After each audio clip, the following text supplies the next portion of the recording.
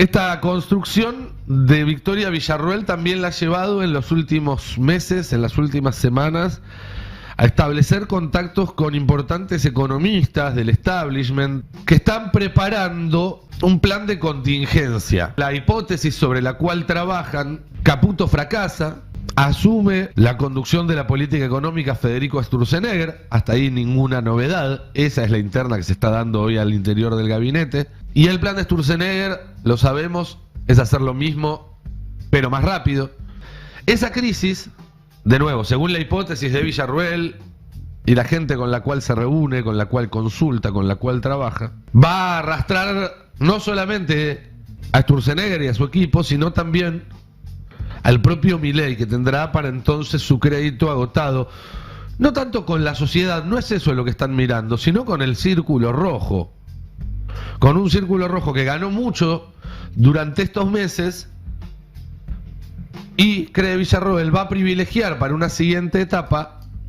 alguien que pueda garantizarle la estabilidad de todo lo que consiguieron hasta ahora, DNU, ley de bases, de regulaciones, etcétera. Y esa sería ella. Vamos a hablar un rato de la vicepresidenta, de Victoria Villarroel, que esta semana volvió a tomar un rol protagónico. Es con dos R's, Villarroel, ahí que está en el graph, Juanpi, porfa,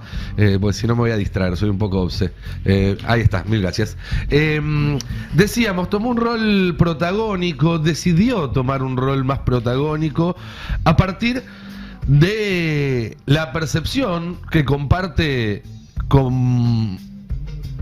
un arco amplio del sistema político, económico, empresarial, de lo que se llama círculo rojo, de que, como dijimos aquí hace un par de semanas, a Luis Caputo y al plan económico de este gobierno, por lo menos al primero, al original, le picaron el boleto y por delante solo lo que tendrá son mayores complicaciones, sin llegada de dólares en una cantidad determinante desde el extranjero, sin una recuperación de la capacidad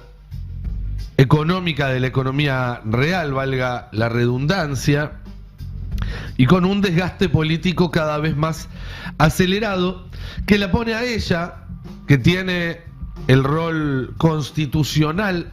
de banco de suplentes del presidente, es la primera alternativa de acuerdo a la ley argentina, en un lugar expectante, Desde ese lugar, Victoria Villarroel comenzó ya desde hace tiempo, diría incluso desde la campaña misma, antes de ganar el balotaje, a preparar una construcción política autónoma de aquella que encabeza desde la Casa Rosada Karina Milei, que es la gran estratega política detrás del presidente Javier Milei, al cual esos temas lo aburren y no le interesan. Pobre jamoncito, como dijo Villarroel, el presidente aparece como un actor secundario en este duelo entre dos mujeres muy poderosas en esta etapa de la Argentina. Decíamos desde la campaña, donde Villarroel incluso hizo actos distintos a los del presidente, no lo acompañaba en todas partes, llegó a tener hasta un cierre de campaña por su cuenta, y ya en el primer día de gobierno empezó esta construcción autónoma. Si buscan el archivo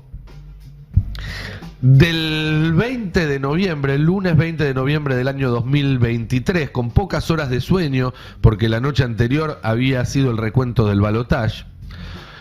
contábamos acá en el Pase del Destape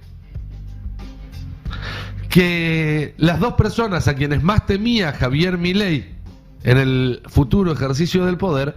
era Mauricio Macri y Victoria Villarroel, porque la conjunción entre ambos lo ponía en jaque, lo dejaba en una situación muy, pero muy delicada. Macri hoy no tiene quizás la capacidad de condicionar al gobierno tanto como quisiera, pero sí tiene una capacidad de daño enorme. Y ese daño podría indirectamente beneficiar a la vicepresidenta. Los contactos entre ambos, entre Macri y Villarroel, son constantes desde entonces. Y tienen, y esto también lo contamos acá varias veces, como uno de los intermediarios principales al senador José Luis Romero, senador salteño, uno de los hombres más experimentados en la Cámara Alta, que le ha servido como rueda de auxilio al oficialismo cada vez que tuvo algún problema, articulando allí donde los hombres fuertes de La Libertad Avanza, los hombres fuertes de Milei, no lograban conseguir números para aprobar proyectos como la ley de bases o el pacto fiscal. Esta construcción de Victoria Villarroel también la ha llevado en los últimos meses, en las últimas semanas, a establecer contactos con importantes economistas del establishment que están preparando un plan de contingencia. La hipótesis sobre la cual trabajan, a pedido de Villarroel, Caputo fracasa, asume, ya sea personalmente o a través de un colaborador, la conducción de la política económica Federico Sturzenegger. Hasta ahí ninguna novedad. Esa es la interna que se está dando hoy al interior del gabinete. Y el plan de Sturzenegger, lo sabemos, es hacer lo mismo, pero más rápido. Es hacer lo mismo, pero ya mismo. Mientras que Caputo dice las condiciones para salir del cepo todavía no están dadas, Sturzenegger dice las condiciones para salir del cepo van a ser cada vez más complejas a medida que dejemos pasar el tiempo. La situación hoy no es la ideal, pero mañana va a ser todavía más difícil hacerlo, entonces hagámoslo ahora. Lo cual va a llevar, y no va a ser sorpresa para nadie, aunque algunos van a tratar de fingir sorpresa, a una crisis cambiaria,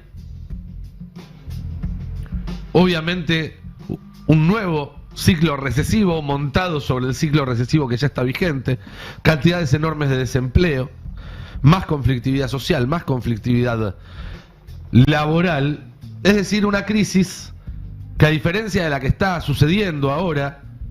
que está acallada, que parece de alguna manera barrida abajo de la alfombra, bueno, esta va a ser con fuegos artificiales, como alguna que Sturzenegger ya conoce de cerca. Esa crisis, de nuevo, según la hipótesis de Villarroel y la gente con la cual se reúne, con la cual consulta, con la cual trabaja, va a arrastrar no solamente a Sturzenegger y a su equipo, sino también al propio Milei, que tendrá para entonces su crédito agotado, no tanto con la sociedad, no es eso lo que están mirando, sino con el círculo rojo. Con un círculo rojo que ganó mucho durante estos meses y, cree Villarroel, va a privilegiar para una siguiente etapa a alguien que pueda garantizarle la estabilidad de todo lo que consiguieron hasta ahora, DNU, ley de bases, de regulaciones, etcétera. Y esa sería ella, más estable, más inteligente, con mayores lazos con la política, que ha demostrado en el Senado que puede dialogar con todos los sectores, tiene diálogo con sectores del peronismo, tiene diálogo con sectores del radicalismo, tiene diálogo con sectores que responden a distintos gobernadores. Y esa entonces es su apuesta, y para eso, insisto, ya está armando un plan económico que no va a ser menos cruel que el de Milei. Un plan económico que no va a ser más inclusivo que el de Milei, pero que va a contar con la ventaja de que el trabajo sucio ya va a estar hecho y entonces con muy poco va a poder mostrar algunos resultados, algunos beneficios, algunos alivios a los bolsillos y desde ahí construir su candidatura para el 2027 ser confirmada por las urnas. Ese es el plan. Y ese plan, de más está decirlo, choca de frente, como un Scania a 120 kilómetros por hora, contra otro Scania que viene en dirección opuesta a 120 kilómetros por hora, que es el de Karina Milei. Una Karina Milei que tiene como prioridad número 1, 2 y 3, desde el 10 de diciembre del año pasado, construir un esquema político que le dé resguardo al poder que hoy ejerce su hermano, pero principalmente ella, insisto, porque su hermano se aburre, se desentiende, no le interesa la mayor parte de lo que implica gobernar un país. Así las cosas, decíamos, Victoria Villarruel construye su proyecto político, proyecto que tiene una de las patas en las Fuerzas Armadas. Fuerzas Armadas que más allá del desfile del 9 de julio abrigan algunos malestares. Uno de ellos tiene que ver con la interrupción de la actualización salarial que se había empezado a implementar durante el último gobierno. El segundo tiene que ver con una noticia que les dieron horas después del desfile y que si quizás le hubieran dado antes habrían tenido algún tipo de problema con el desfile, porque es el plan del gobierno en el marco de desregulación de eliminar IOSFA, que es la obra social de las Fuerzas Armadas, que es uno de los pocos privilegios, si se quiere, de antaño que siguen teniendo hoy en día las Fuerzas Armadas en la Argentina y que para el gobierno, como todo, es una fuente de déficit. Todo es déficit, déficit, déficit, déficit. Todo para este gobierno es déficit. Hay una tercera preocupación, ya no generalizada en las Fuerzas Armadas, sino de ese pequeño sector de las Fuerzas Armadas que todavía reivindica el accionar de la última dictadura militar. Y es la inquietud porque este gobierno, como revelamos en el Destape en su momento, le había prometido a esta gente que está presa, a sus familiares, que los iban a liberar. Fue parte de las promesas de campaña que no se hicieron en público, pero sí en privado. Y que, por ejemplo, verbalizó Cecilia Pando, ex socia de Victoria Villarruel, en estas pymes negacionistas o reivindicativas que tienen. La excursión de 6 diputados de la Libertad Avanza de Ezeiza tuvo que ver con tranquilizarlos, tuvo que ver con renovar la promesa de que va a haber un indulto cuyo texto legal está preparando el abogado del Estado argentino, el procurador del Tesoro de la Nación, Rodolfo Barra, que hasta publicó una carta en Infobae con su firma en pos de un nuevo indulto.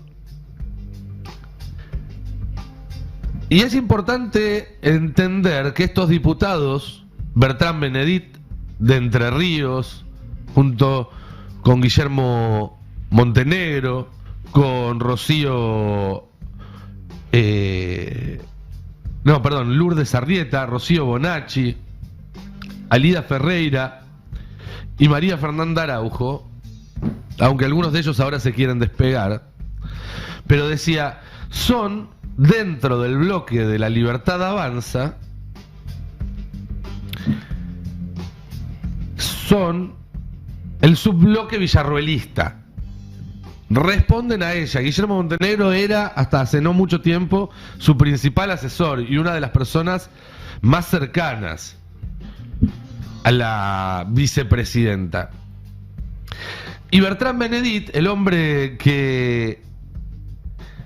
organizó este viaje que se realizó en una van oficial del Congreso, con lo cual eso significa que pasó por el filtro de la jefatura del bloque y de la presidencia de la Cámara, aunque tanto el jefe del bloque, Gabriel Bornoroni, como el presidente de la Cámara, Martín Menem, ahora niegan haber tenido algo que ver.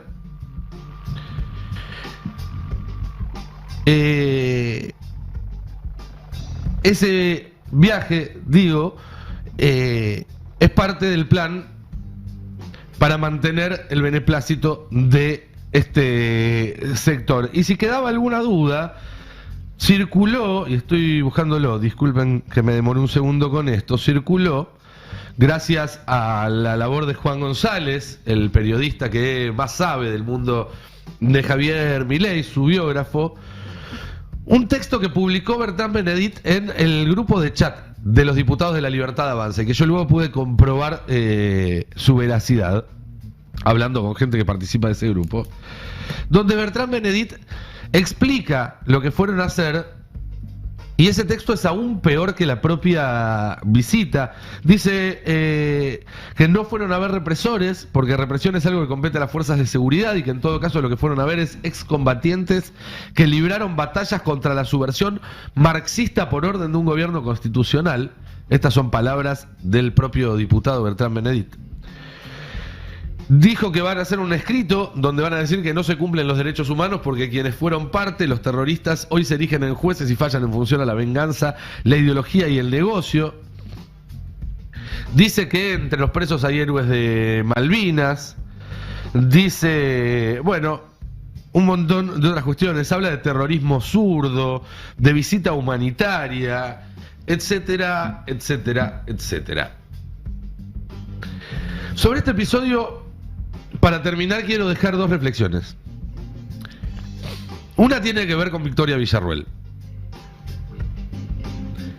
Porque, insisto, puede tuitear cosas simpáticas, nacionalistas, que uno diga, che, la verdad me gustaría que haya alguno de este lado adoptando esas posiciones. Puede acercarse al peronismo para construir su futuro de poder, no es algo novedoso, Macera también lo hizo, Puede acercarse a los gobernadores del norte, a sectores del peronismo más conservador, o que se dicen peronistas, pero en realidad son conservadores rancios. Pero no deja de ser esto, no deja de ser la persona que organizaba visitas a Videla y que ahora a través de un diputado hace lo mismo con Astiz. No deja de ser la persona que no solamente quiere liberar a los presos por delitos de lesa humanidad porque considera que su prisión es injusta, sino que quiere hacerlo porque cree que es la manera de soltarle las manos a las fuerzas para el día que tengan que volver a reprimir. Eso por un lado. Y por el otro lado, volviendo a Javier Milei y a Karina Milei y a Santiago Caputo, esa tríada que toma decisiones en el gobierno, esta semana se cargaron a un asesor del equipo económico del presidente por salir a opinar que el esquema económico no va a ningún lado. Se cargaron al subsecretario de Deportes, al boludo de Julio Garro, que se perdió unas vacaciones gratis en los Juegos Olímpicos por abrir la boca una semana antes, ya tenía sacado el hotel y todo. Y Caputo, a través de la cuenta de Twitter que se adjudica, aunque desde un cobarde anonimato, que de alguna manera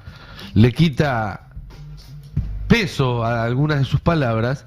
pero sacó una serie de posteos donde deja muy claro que del primero al último de los funcionarios y del primero al último de los dirigentes políticos de la Libertad Avanza todo lo que digan o hagan desde sus roles o como ciudadanos tiene que estar alineado exactamente con la voluntad del presidente de la nación. Estoy parafraseando, no usó esas frases, pero ese fue el sentido de sus palabras. Y resulta un criterio sumamente esclarecedor, porque si Garro está en la casa y no va a ir de vacaciones a París, si Teddy Karaosian está en la casa y no forma más parte del consejo de asesores, que además se supone que un consejo de asesores es gente que no piensa exactamente lo mismo del presidente, porque si no, ¿para qué te haces asesorar? Pero los 6 diputados que fueron a ver a Astiz siguen en sus cargos y no tuvieron ningún tipo de sanción por parte del bloque ni por parte de la presidencia de la Cámara, siguiendo estos principios que delineó Caputo a través de su cuenta de Twitter anónima. Tenemos que decir que esa visita de los diputados se alinea perfectamente con la voluntad del presidente de la nación, porque si no, ya le hubieran mandado a los trolls de Twitter a decirle andaba a cierto escritorio, como hicieron con otros funcionarios. Y aplicando el principio de revelación, como le gustaría decir a Milei, también tenemos que entender que cuando Petovelo apela el fallo judicial que le dice que tiene que repartir la comida, 5 millones de kilos de comida, que siguen pudriéndose en depósitos, la voluntad y decisión política del presidente de la nación es exactamente esa, que esa comida no se reparta, que esos fallos judiciales sean apelados. Digo, es esclarecedor porque esto en algún momento va a pasar, porque lo que están haciendo constituye delitos